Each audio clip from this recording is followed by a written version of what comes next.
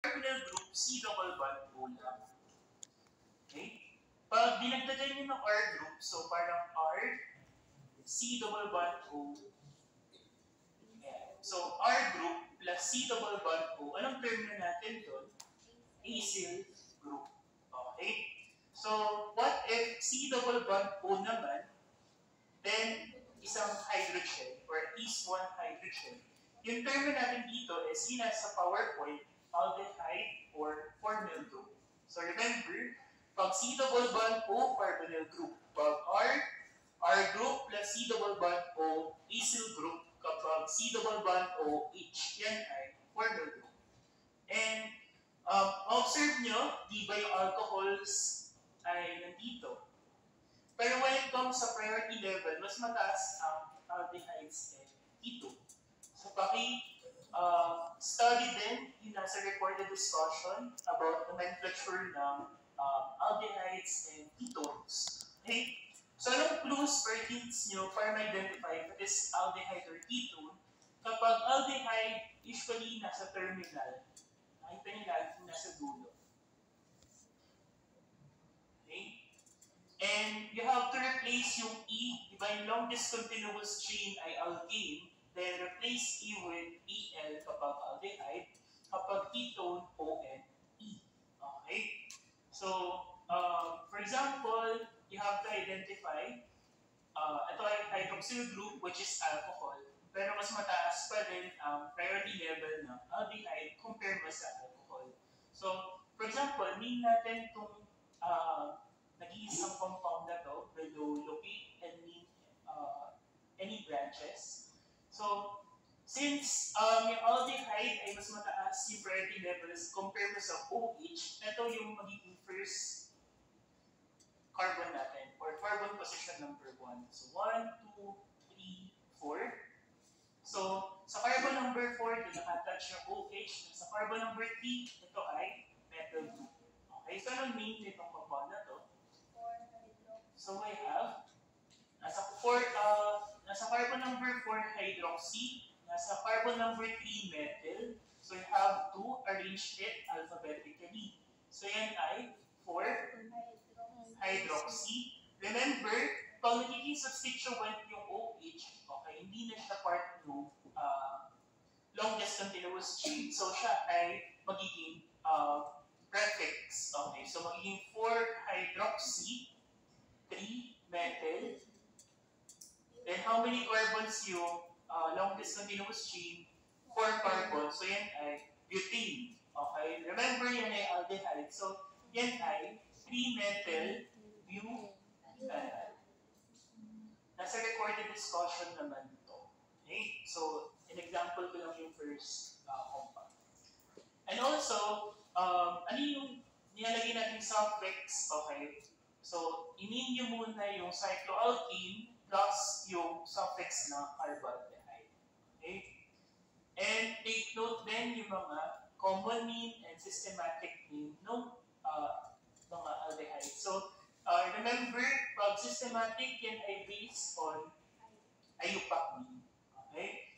So, we have benzaldehyde. Ang IUPAC or systematic name ay benzene carbaldehyde. So, in accordance with this rule. Okay? So, ito niname din na nito isa-isa dun sa recorded discussion. Aral po. Ito naman yung guidelines natin for ketones. So, remember, instead of EL sa aldehyde, ito ay OND naman for ketone. Okay?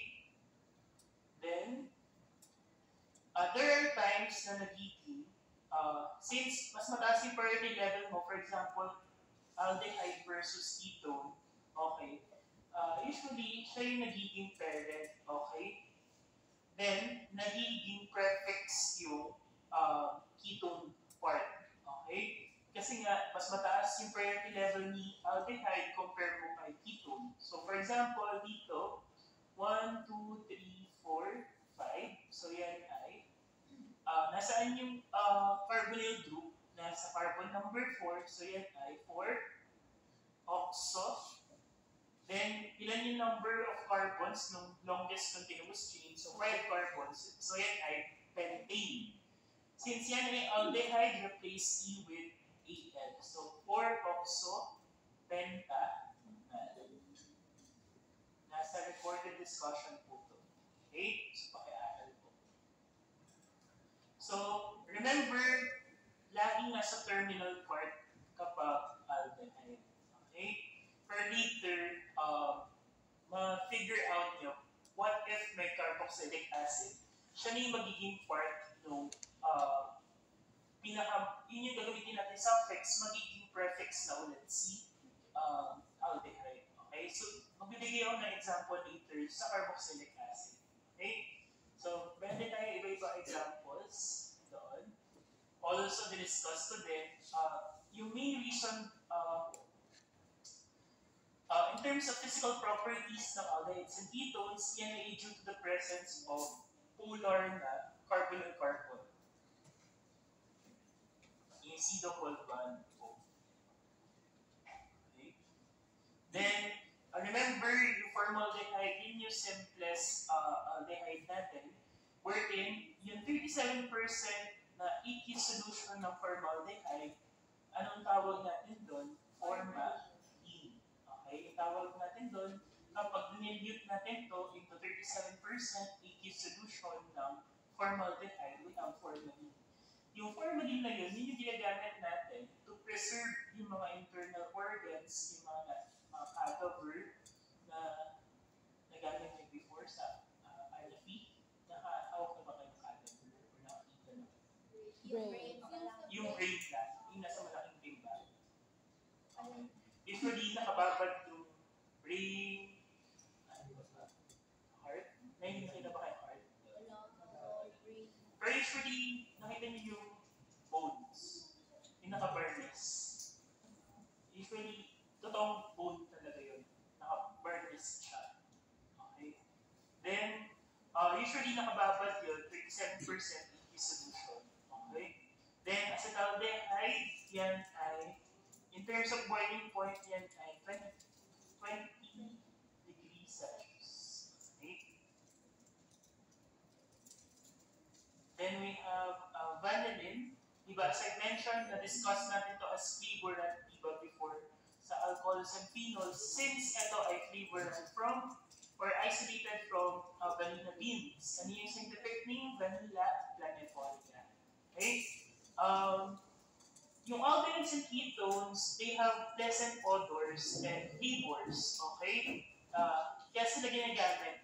Hindi lang sa food, ginagamit din sila sa perfume. Okay? So actually, yung pag-gather ng mga fragrant substances from flowers, plants, and animal plants, okay, are extremely expensive, okay? Kaya nga yung one of the expensive na perfume na available sa market, yung Chanel No. 5, yan ay very expensive kasi very expensive yung procedure. Okay? Kasi yung Chanel No. 5, yan ay aldehydes and ketones from or dahil napaka-tedious yung process, okay, kinukuha yan from yung volatile oils kasi yung aldehydes, ketones na yan, mga volatile oils yan from biological sources, pwedeng sa flowers, pwedeng sa animal glands, okay. Since napaka-tedious ng process, expensive yung procedure, kaya nagiging mahal din yung magiging price ng perfume. Specifically yung Chanel No. 5. Okay? So nasa recorded discussion din yun. Then, yung mga drugs na mayroong carbonyl carbons, we have toltapone, methadone. So si toltapone ay ginagamit as adjunctive therapy for Parkinson. So yung main treatment kasi for Parkinson ay levodopa and carbidopa. Pag sinabi natin adjunct therapy, ina-assist niya yung main therapy or yung main drug na ginagamit natin. So si toltapone ay, in terms of mechanism of action, ini-inhibit niya yung COMT. Yung COMT ay enzyme, okay? So catechol O methyl transferase. Okay? So nasa recorded discussion din yun. Yung catechol O methyl transferase, yan ay enzyme responsible for the metabolism ng mga biologically active na mga catechols like levodopa Eh, ang goal natin, treatment na si levodopa to treat idiopathic Parkinson's disease. Remember, pag sinabi natin idiopathic, unknown yung cause. Okay? So, walang specific na positive agent. Bakit siya nagkaroon ng Parkinson's disease? Unknown yung cause kapag idiopathic yung adjective. Okay? Um, then, yung manifestations ng Parkinson's ay usually tremor, rigidity, and slowness of movement. Yun yung tatlong clinical manifestation of Parkinson's disease. Slowness of movement, rigidity, and tremor. So, in order to manage that, gumagamit ng tolcapone as adjunct therapy. Okay? We have methadone as opioid analgesic. Di ba before, nirate ko before, pag paracetamol, ang kaya nilang i-alleviate is mga mild to moderate pain. Okay, mga OTC drugs lang. Ang kaya lang nila is to relieve yung mga mild to moderate na pain. Pero when it comes sa moderate to severe pain associated, for example, sa cancer or sa mga major surgery, hindi na kaya ng paracetamol. So, gumagamit sila ng mga opioid analgesic, like for example, methadone. Opioid analgesic kasi from biological source nila ay opium poppy. Ibig yung opium poppy ay covered somniferum. Yun yung biological source ng mga opioid analgesic. Okay? So, remember, ginagamit yan for moderate to severe pain. Okay? Then, we have glutaraldehyde. Same with formalin, ginagamit yan as cold sterilant. So, even without heat, okay? Kasi, ang usual na sterilization process, ginagamitan ng heat. Paano naman yung mga heat-sensitive na mga instruments? So, gumagamit ng cold sterilant. Glutaraldehyde, formaldehyde, ginagamit yan. Even without heat, okay, na-sterilize nila yung mga equipment. Okay? Yun yung ibig sabihin kapag cold sterilant. Okay. Then, yung voxelotor ay modulator and stabilizer for sickle cell hemoglobin. Kasi diba sa anaphylio, a normal shape ng RBCI by 1 okay, flat disc. Kasi wala siyang nucleus. Okay? Kaya lang, pag sickle cell hemoglobin kasi siya, dun sa RBC, nagiging crescent or C-shape yung RBC. Kasi pag concave, very flexible yun. Okay? Na gumalaw. Kaya nga siya suitable na travel sa blood vessel or inside sa blood vessel. Pero once na maging sickled siya, okay, merong malformation, so ano nangyayari? Nagkakaroon ng vaso-occlusive crisis. Yung vaso-occlusive crisis, nag-occur siya when yung microcirculation ay obstructed. So pag sabing obstructed, nababarahan. Okay? Nababarahan kasi nag-accumulate yung mga crescent shape or C-shape na mga sickled cell RBC. So, since nababarahan, hindi bumababa yung blood flow dun sa area. So, ano nangyayari? Ischemic injury. Okay? Pag ischemic injury, di ba pag sila ng ischemia, bumababa yung blood supply, hindi nagkakaroon ng insufficiency ng oxygen dun sa part na yun.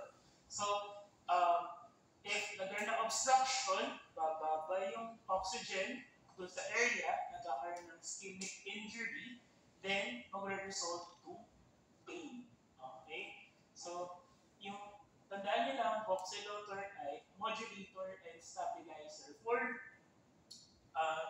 HBS or sickle cell hemoglobin.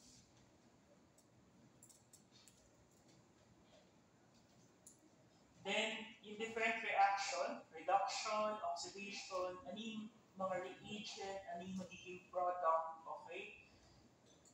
Pakitake note, how to prepare yung Jones reagent. So, sinabi ko din yun. Also, yung magiging product, ano yung difference between geminal dipole, hemiacetal, and acetal. Okay? So, nandun din yun sa recorded discussion. Yun yung mga need nyo tandaan for the quiz. Okay, next meeting. So, quiz tayo next meeting. Then, continuation ng carboxylic acid. Okay? Ayan. So, pati mga nitrogen derivative from carbonyl compounds. Okay, pakitandaan.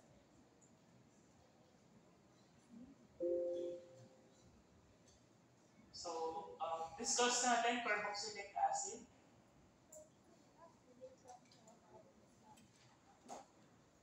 May naka-access na ba? Nasave mo ba yun? Pwede mo bang i-set na lang sa kanila?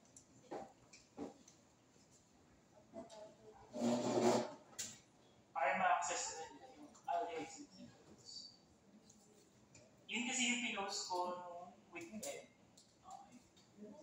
Since consume yung time natin for daily consultation. Yung form, yung student academic performance record form ay sa Friday po ulit.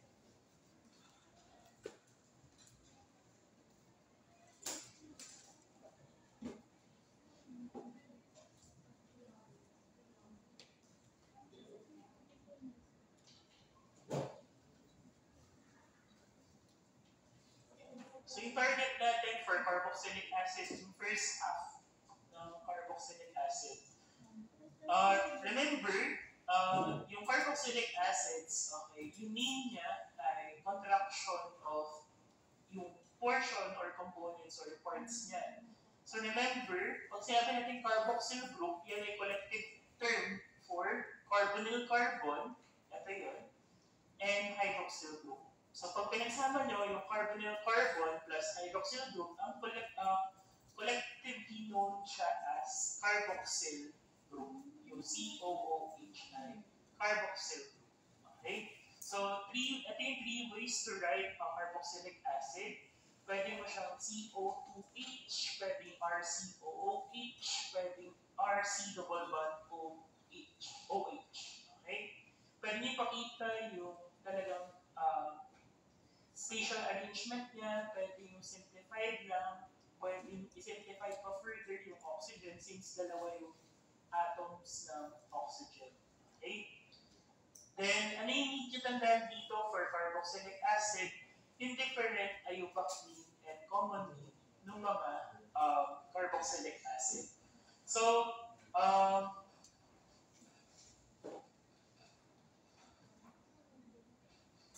pati yung sources. For example, yung formic acid, di ba yan yung simplest carboxylic acid?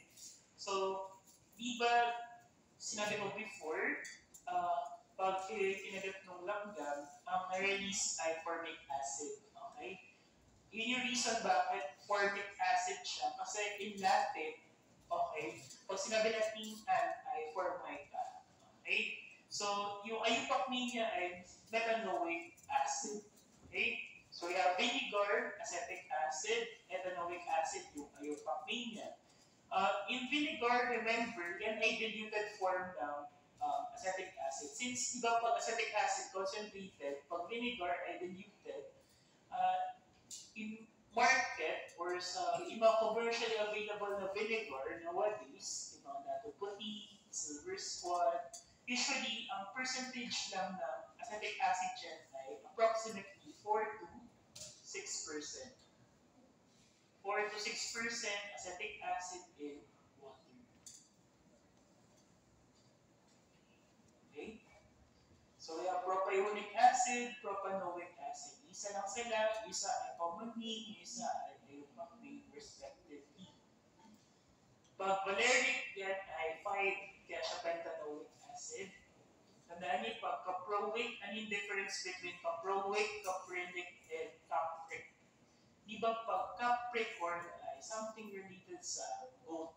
Kasi yan ay ang source ng caproic acid, caprilic acid, and capric acid ay goat.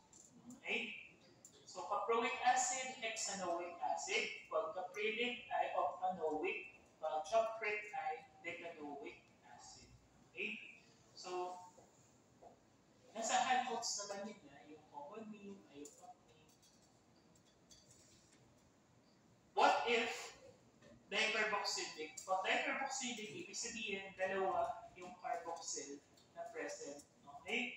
So, para din siya name, remember, siya ay part ng longest continuous chain. So, in this case, how many carbons in longest continuous chain? Do sa first, 4. Remember, kasama siya sa bilang. Okay? So, yan ay butane. Gagamit ng multiplier na di-oic acid. Okay? Either sa right or sa left ka mag-start, okay lang. Kasi parehas na carboxylic group yan. Okay? And symmetrical yan in the first place. So, kahit sa right or sa left ka mag-start, ganun pa rin yung magiging number nila. Okay? Kaya din, hindi na kailangan indicate na yung carboxylic acid ay nasa terminal carbons. Kasi nga, symmetrical naman, hindi na kailangan indicate yung position. So, same goes dito. Butane di-oic din siya, kaya lang anong difference? Meron triple bond. So, instead of butane, it should be butane. So, butane di-oic acid.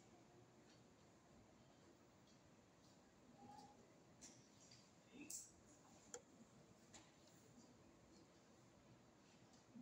Ito naman yung mga examples natin ng mga dicarboxylic acid. Pag oxalic acid, okay, di ba yun ay famous na stain remover ng mga kalawang or rust? Okay? Yung source niya ay mga oxalic family, Nexoryl. Yung pag-beam ay ethene di-oic acid. So, kaya nyo tanggalin yung stain from iron rust. And if mag-add ka ng sulfuric acid, kaya nyo din i-remove yung stain from potassium permanganate. So, ano yung pinaprevent niya? Pag nag-add ka ng sulfuric acid sa oxalic acid, nag-increase ang acidity ng solution.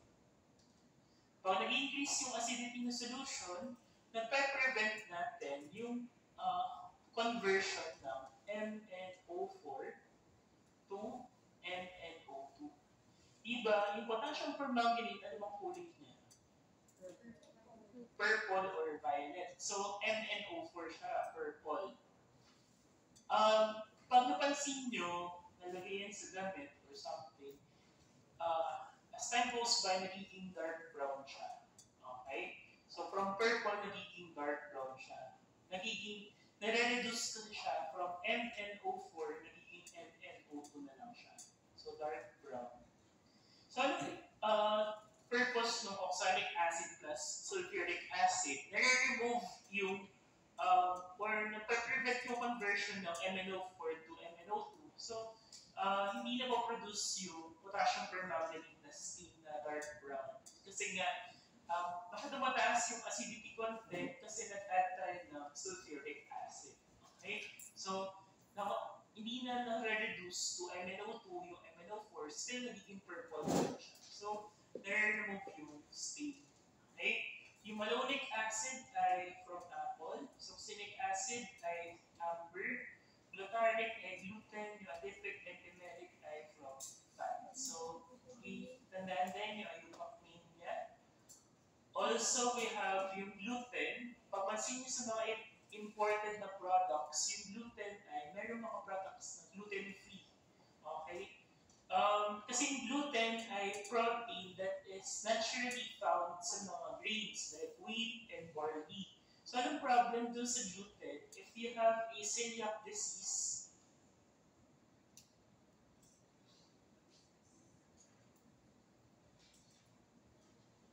sa celiac disease kasi, or celiac, iba yung spelling sa iba, celiac. Okay. Pares lang yan. Where yung immune system mo, ina-attack yung sarili mong tissue. Okay? So, pag autoimmune disease kasi, ano nangyayari? Even yung mga cells na part mo, okay, ina-attack niya, akala niya mga foreign bodies. Pero part siya ng katawan mo. Ganun ang autoimmune disease. So, ano nangyari, pag mayroong gluten, may na-intake na gluten, yung patient na mayroong celiac disease, ano nangyari, nagkakos ng damage yung gluten dun sa lining ng small intestine. Okay? So, mas lumalala yung disease. Okay? So, kaya pre-prevent to. Though, sa atin naman hindi common yung celiac disease. Mas common siya sa mga sa US. Okay? Yung celiac disease. Okay? Kaya, dinedeclare sa mga some products na dapat ito ay gluten-free. Kaya meron mga conscious talaga na dapat gluten-free yung tinitake for those na patient with celiac disease. Then, in terms of nomenclature, as I mentioned, aldehyde versus carboxylic acid. Remember, carboxylic acid yung mas mataas, yung priority level. So, anong mean nito? So, 1, 2, 3. So, yan ay magiging constituent or substituent yung aldehyde. Aldehyde toxicity double bond OH. Nagiging oxo. Okay? Ito naman ay oic acid. So, ilang carbons yung longest continuous chain? 3 carbons. So, yan ay propanoic acid. Nasaan yung carbon ng aldehyde? Carbon number 3. Kasi nasa terminal area. So, yan ay 3 oxo propanoic acid. So, what if carboxylic acid mayroong ketone? Baka siyang ketone kasi yung C double bond O napapagitnaan ng dalawang R group. Then, we have halogen. Since substituent na itong C double bond O tsaka bromine, yan ay halogen, alphabetical order. Okay? Then, carboxylic acid, so may oic acid dapat yung longest continuous chain. Ilan yung longest continuous chain? How many carbons? 1, 2, 3, 4, 5. So, meron ng number actually. So, ano name ng compound na to? We have 2 bromo, 4 oxo, then yung longest continuous chain, 2 bromo, 4 oxo, pentanoic acid. Bakit pentanoic acid? How many carbons? 5. Pentane, replace E with oic acid. So, 2 bromo, 4 oxo, pentanoic acid. Paano pag ganito yung remember, yung carboxylic group, siya na yung carbon number 1 mo eh. So, doon ka na mag-start. Okay? So, bilangin nyo, try nyo bilangin, ano yung number of carbons ng longest continuous chain? Ilan?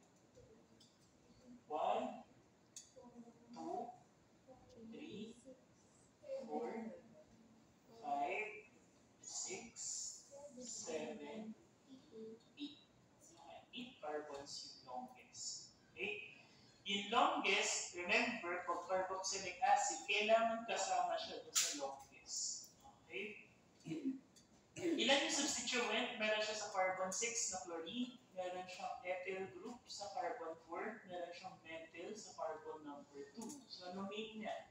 Alphabetical order, yung mga substituent. 6 chloro, 4